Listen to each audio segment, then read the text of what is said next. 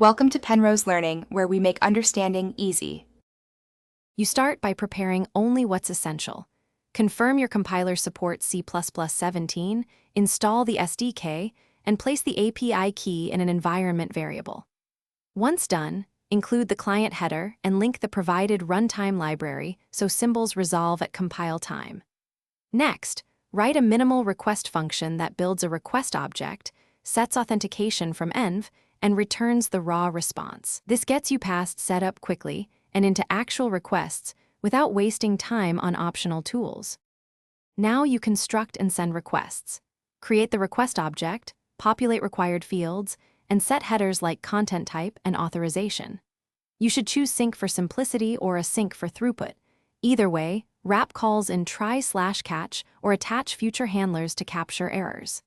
Serialize your payload to JSON using the SDK serializer or a well-tested library, then handle status codes explicitly. Make sure to implement backoff to respect rate limits. This prevents silent failures and ensures predictable behavior. Finish by parsing the JSON response into your typed models and checking the HTTP status code to decide next steps. If success, extract payload fields. If failure, map error codes to explicit actions and log structured diagnostics. Make sure to release resources and close persistent connections when done, and validate your retry and backoff logic with mocked responses. If something goes wrong, implement a deterministic test that reproduces the failure, so you can inspect headers, body, and timing to fix the root cause quickly.